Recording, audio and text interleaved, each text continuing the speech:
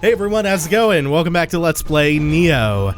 Last time we completed the Iga escape, and today we are going to shift gears to Memories of Death Lilies, taking place in the town of Futamata, in Totomi Province, is where the Tenryu River and the Futamata River merge. This, in addition to its proximity to the highway, made it an invaluable location for the Tokugawa army. Although the powerful Takeda family once claimed the area, Ieyasu succeeded in taking it back. Futamata is also well known as the site of death of Ieyasu's eldest son, Nobuyasu.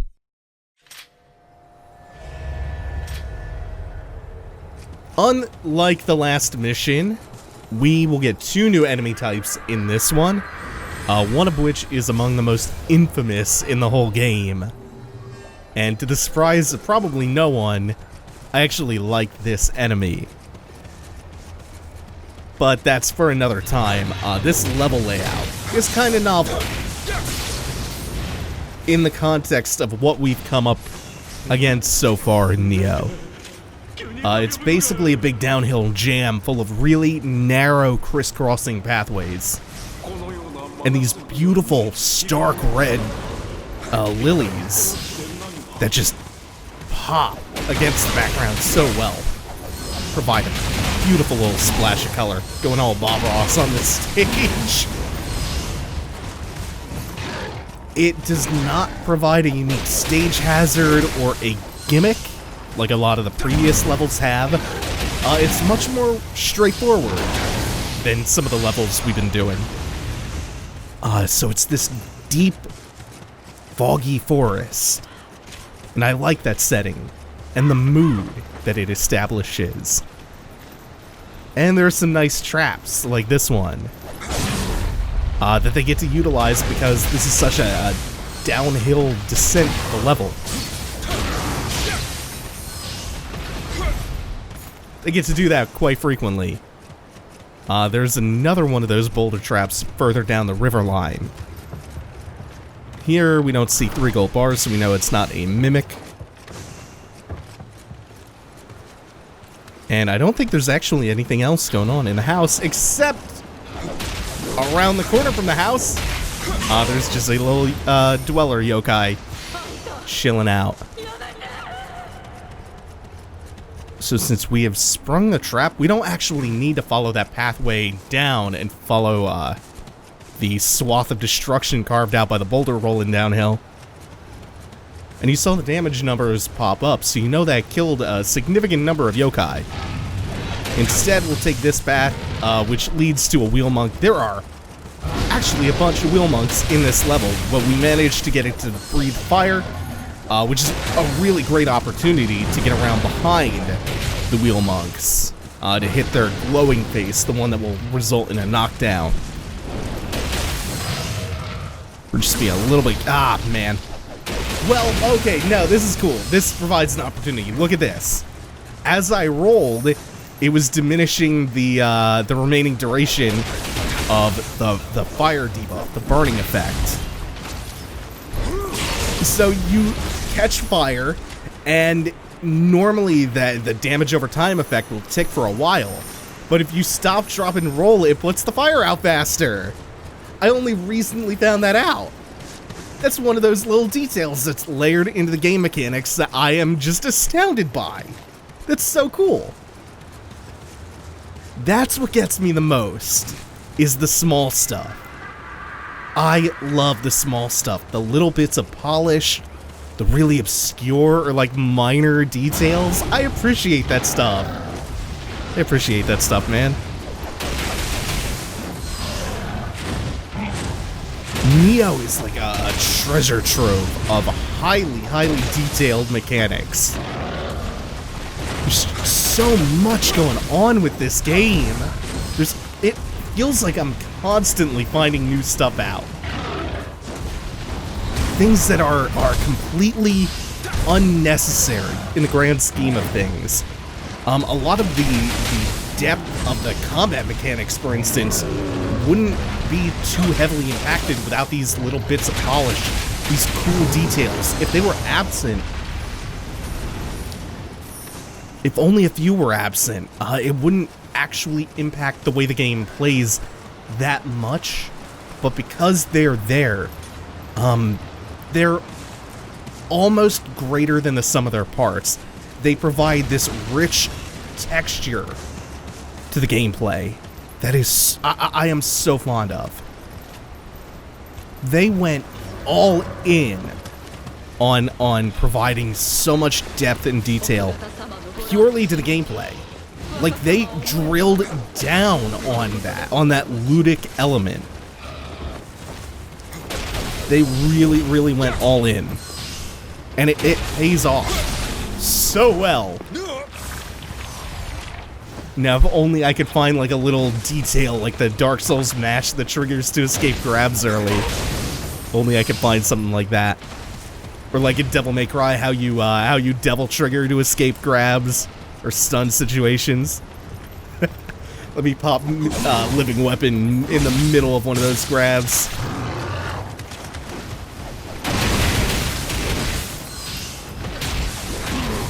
Got a little bit more view in. I noticed that lately I've been favoring the high stance a lot more than usual, so I'm just trying to mix it up a little bit. I still think that high stance light attack for the Kusarigama is your, like, ace damage dealer.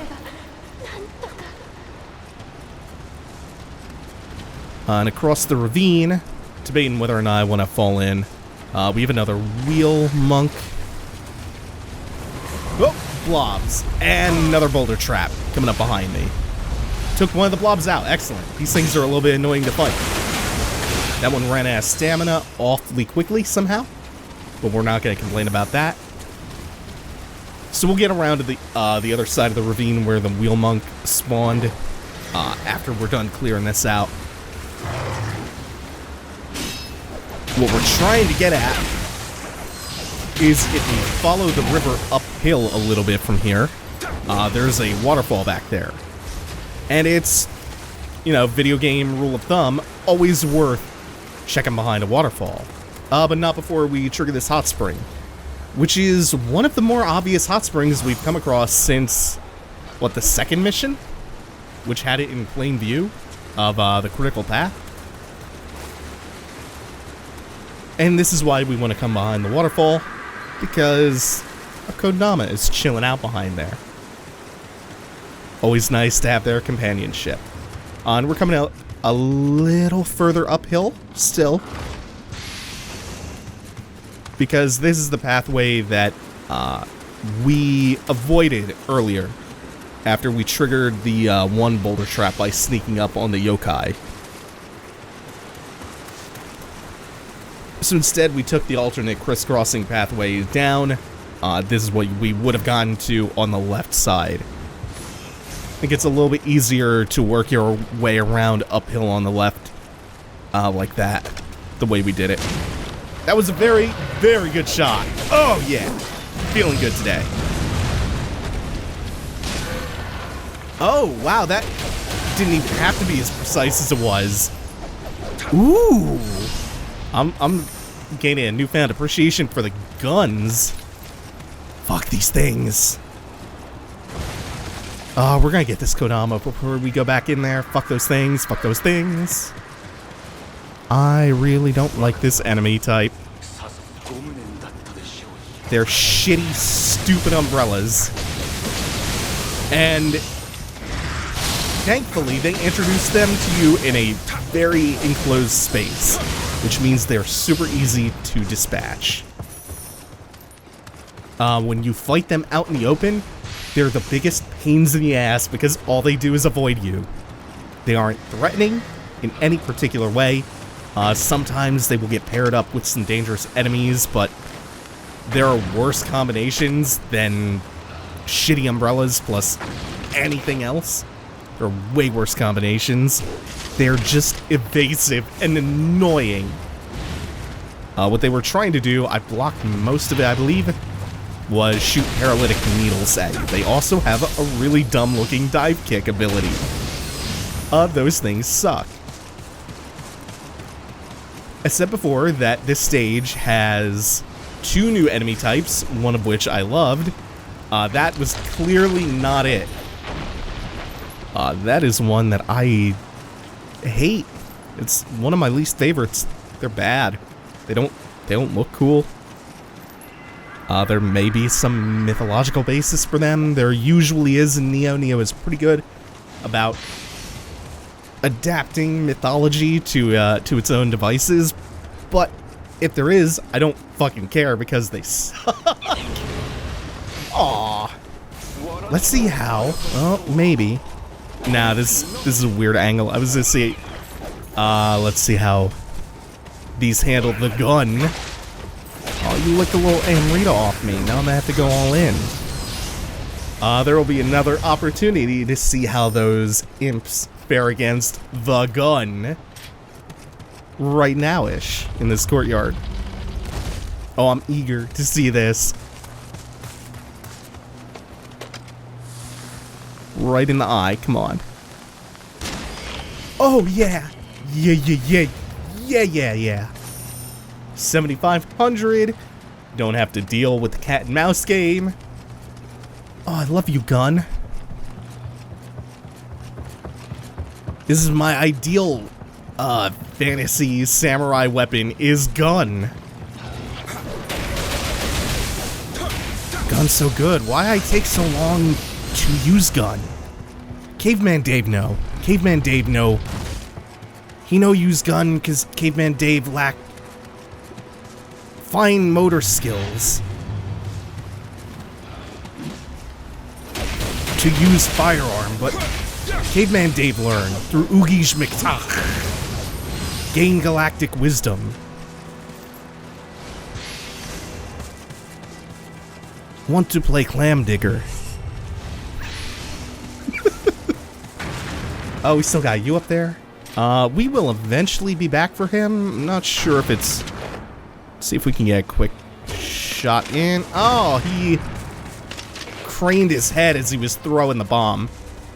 So we'll just deal with him as we come up to him. We're gonna need to go up to him eventually anyway. We can get to him up those stairs. We're not going up there yet. Instead, we're gonna enter the courtyard of the shrine abutting the one that we're trying to get into. Actually, this may be the shrine proper. We're trying to take a gateway upstairs, but we don't have a key for it yet. But here we go. Take these things seriously. This is a Raven Tengu. They feel like mini-bosses whenever you come up against them. They're dangerous as all hell. I read that as he was going up for the dive attack. They have dive kicks, but they also do that wind projectile from the air, which I frequently misread. Jesus! And they hit like tanks. I've never ever been hit by that grab attack. I'm just gonna throw that out there. I don't know what it's for. It's maybe the weakest move in their arsenal. Everything else they do, pants shittingly dangerous.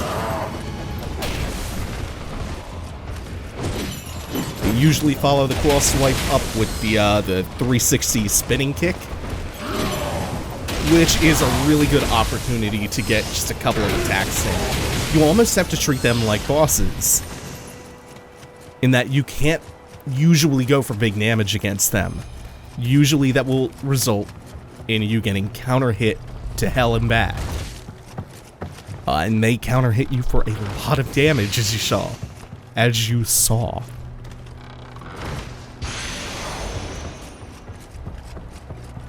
That is the only Raven Tengu we're gonna have to deal with in this mission. Luckily, as we go on, they'll become more and more frequent, just like how the wheel monks are becoming more and more frequent. But they are fun to fight. They're very intense, and they demand a certain level of caution when approaching them. By far the most dangerous enemy type that we have encountered thus far. Unlike this dude, who just kind of got caught with his pants down. And a Kasarigama in the back. For a second, I thought we might have gotten the key off of that yokai or the corpse he was guarding. But no, I do think we actually get that key. Surprised you let me sneak up on you, even after I ran up. I do think we get the key from that yokai dweller that was lobbing bombs at us from the watchtower over here, which is just around the corner. It's gonna be pretty good. We might want to take him back around the corner soon in case we caught the guard's attention and wants to start bombing. I don't get to see these yokai use that attack that often. I'm not even sure if they've done that up until this point in the LP yet. That big overhead shockwave? I feel like that's a pretty rare attack from them. But we certainly ain't getting hit by that weak shit. This corpse should have an important key on it for the Seryuji Temple. And our last... Oh no, this isn't the last Kodama. That's the second to last one. The last one is right before the boss, which we will now be heading up to. Actually, I'm going to take a second and revisit the shrine, not just for the experience that's free, but also to switch out my guardian spirit. Because this upcoming boss is weak to earth and water and strong against fire, which Kato is. Water will also slow her down if you can accumulate it on her. So this is going to be Izanade's debut. Izanade was one of the starting guardian spirits that we could have chosen. There was Kato, the fire pupper, we've been used a lot. Daibo Washi, and Izanade, the kick-ass shark. You can get the other two that you don't pick in the beginning of the game. You can get the other two in a submission in the Chugoku region called the Three Angry Gods. So Izanade is pretty well-rounded. At base spirit, you just get enemy detection and the standard spirit protection all of the guardian spirits offer. As you increase your spirit, though, that's when it starts to get a little bit more decent. An even small amounts of spirit gets you a lot of benefits, like extra health, life leech, I think a little bit of extra melee damage against humanoid enemies. And I think the final tier of acid from Izanade is a reduction in the amount of ki that your strong attacks consume. But the reason that we switched out, we subbed Kato out and put Kato on the bench, is because, importantly, the living weapon for Izanade does water damage instead of fire. And that's the second and last use for the Seryuji Temple key, which gets us some Shingiku medicine, which is like a divine blessing. Or is there a better comparison? Because I'm not sure if Shingiku medicine cures status effects. Either way, Shingiku medicine heals you to full. But they're limited, unlike elixirs. Then a summoner's candle for a little bit of co-op. But we will not be needing any of that. More of these beautiful red lilies. And the final Kodama of the mission, so we're pretty close to the boss. Oh, I let you poke me? That sucks. There should be one more getting up. Yep. I'm letting each of them get their hits in. I should not be doing this. Oh, I whiffed completely on that kick. I found out that the skeleton's actually a very, very little key. Or whatever the yōkai equivalent is. I think there's a separate name, but I can't remember. So about 2 kicks is enough to run them completely dry.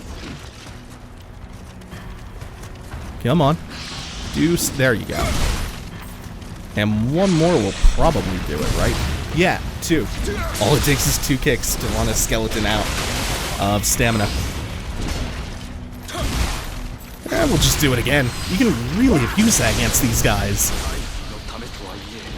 Now, we have nothing standing between us and the boss fight of the stage.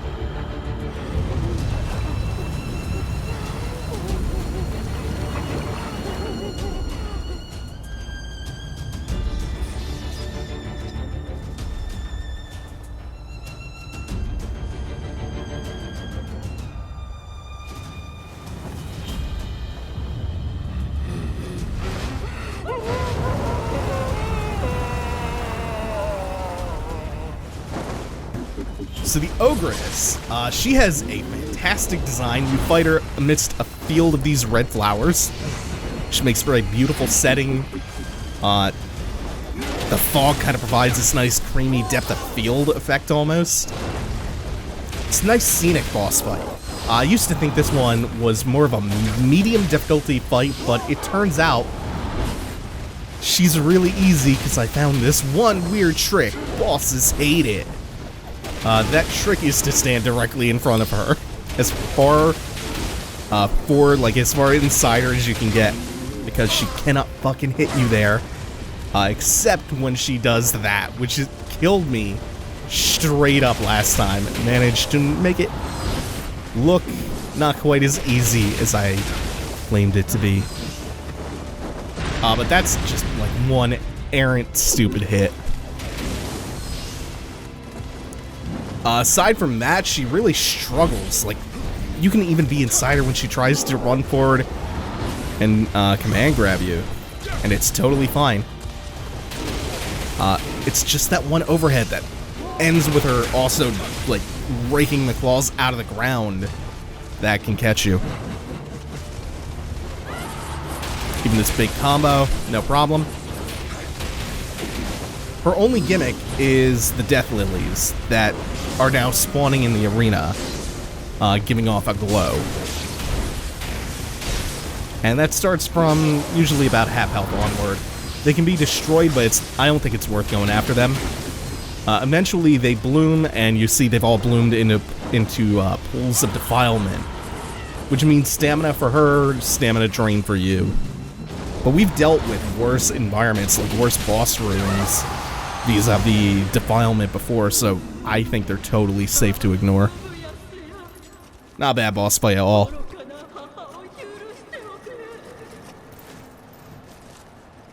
And we find out that was Nobuyasu's mother. We're just gonna disrespect her grave a tiny little bit. Oh shit. Always a good time. Grave desecration.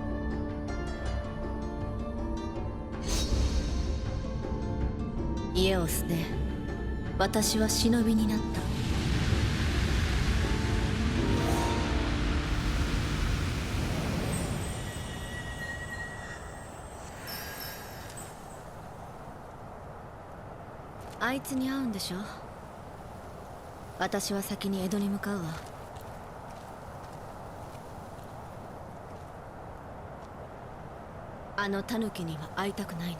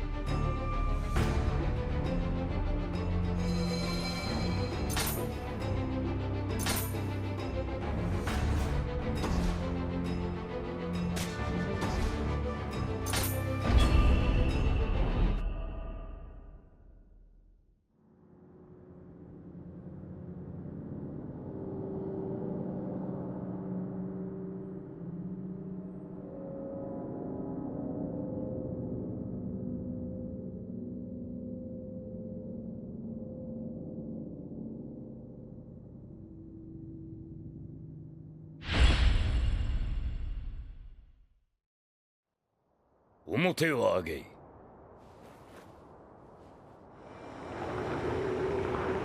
There's no way a normal man could take this. It seems he's the real thing.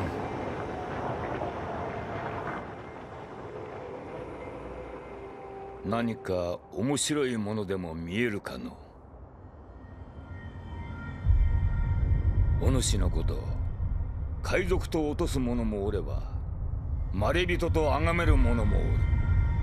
ここは一つ、お主の誠を聞かせてくれるか。I told Ieyasu that I came to Japan in pursuit of Kelly, the man who stole Saoirse from me, and told him about Amrita as well.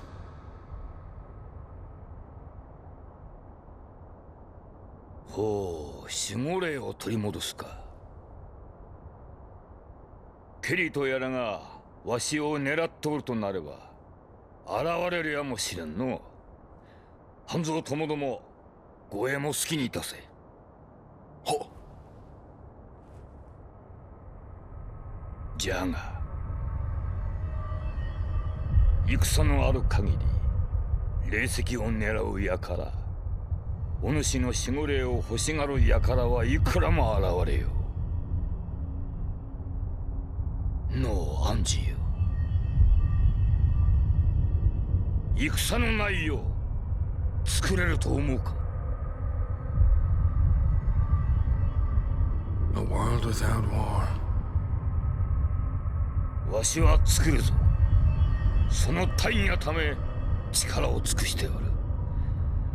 お主は鬼を切るその力、何のために使う。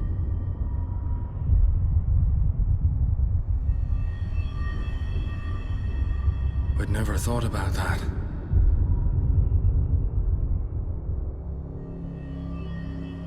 まあよい。江戸へ向かうぞ。どこせ。